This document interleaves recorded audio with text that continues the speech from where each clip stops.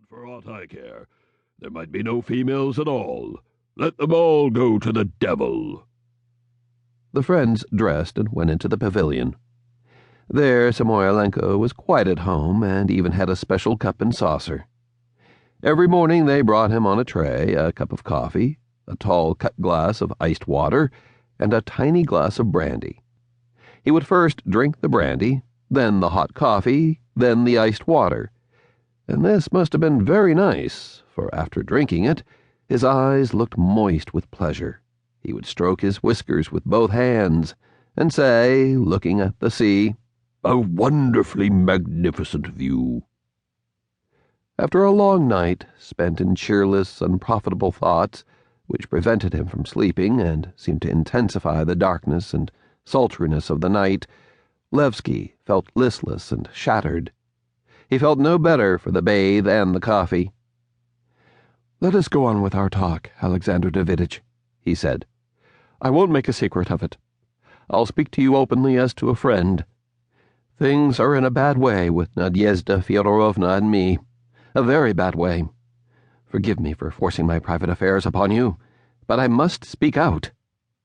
Samoylenko, who had a misgiving of what he was going to speak about, dropped his eyes and drummed with his fingers on the table. "I've lived with her for 2 years and have ceased to love her," Levsky went on.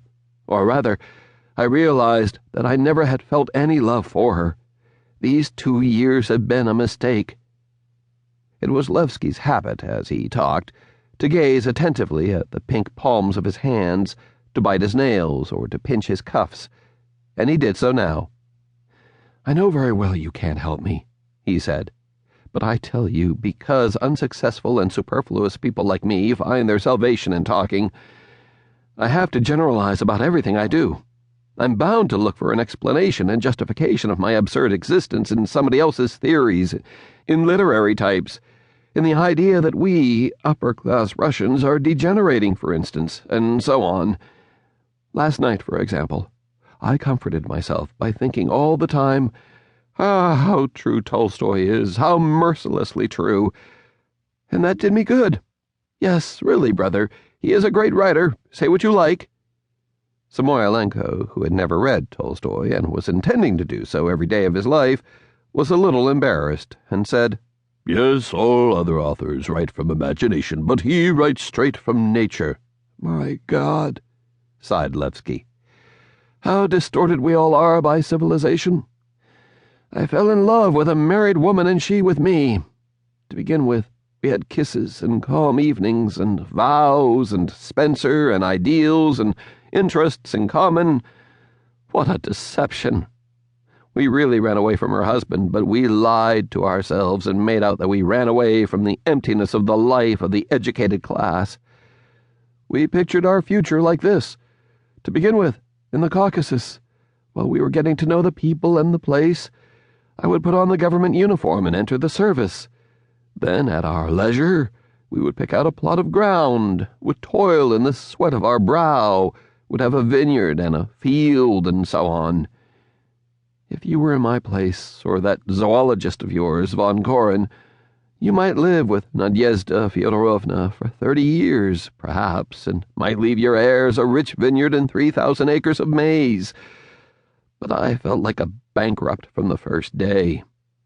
In the town you have insufferable heat, boredom, and no society. If you go out into the country, you fancy poisonous spiders, scorpions, or snakes lurking under every stone and behind every bush, and beyond the fields, mountains, and the desert. Alien people, an alien country, a wretched form of civilization.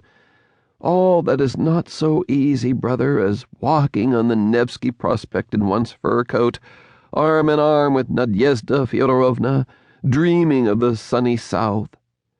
What is needed here is a life-and-death struggle, and I'm not a fighting man. A wretched neurasthenic, an idle gentleman. From the first day I knew that my dreams of a life of labor and of a vineyard were worthless.